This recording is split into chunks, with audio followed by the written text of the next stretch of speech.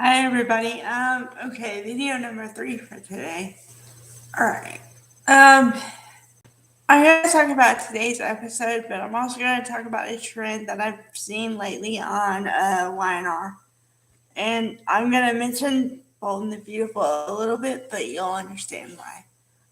Okay. So today's episode was pretty typical. You didn't see Jack and Diane, but you saw Ashley and Tucker and Abby and Devon and Lily and Daniel. Okay. So Abby is throwing the wedding for her mother Ashley. But Abby was, and I think this is a very telling thing. Abby was asking the typical wedding questions of, okay, when's the date? How many people? And stuff like that.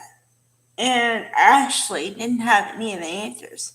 So Abby was like, oh, her eyebrow raised a second. And she's like, well, how excited are you about this wedding? Because your responses to me show me that you're not that excited.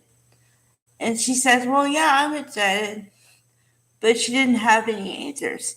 So I would say, if you're excited, I'm going by my own barometer here, but if you're excited about a relationship and upcoming marriage, number one, all you want to do is talk about it. And if you're talking about a wedding, then you know every single detail you want.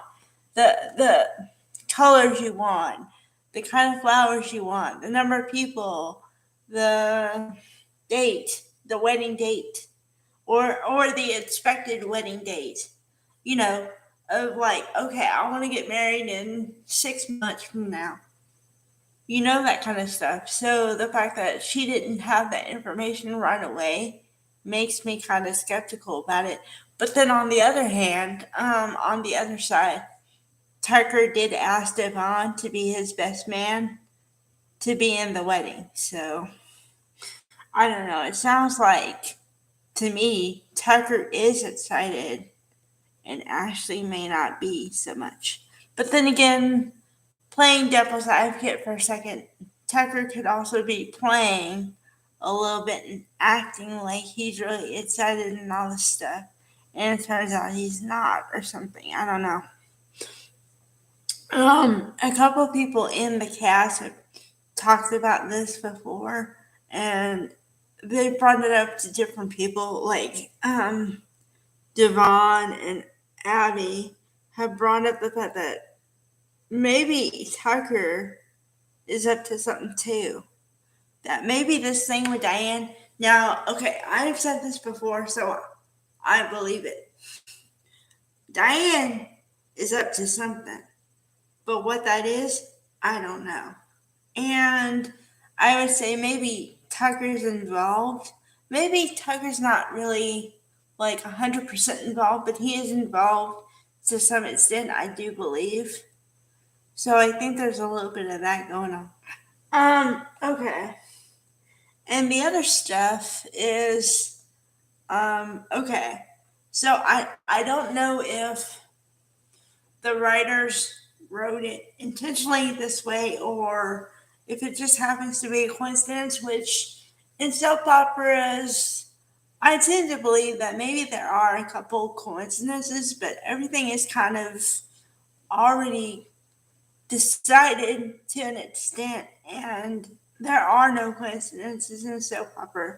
So, okay, the fact of Jack was in bondage, blindfolded at some point, and Kyle and Audra just had a scene like that last week. Yeah, I tend to I see the resemblance, and I see what they're trying to say. So I don't think that that's just by accident. Um, Also, this is what I believe on the Y&R and Bold and the Beautiful thing. I think that Y&R, to a certain extent, is trying to be like Bold and the Beautiful, but they're not succeeding, in my opinion, because you're talking about two different arenas here. You're talking about a show that's based in the boardroom and about family drama and stuff.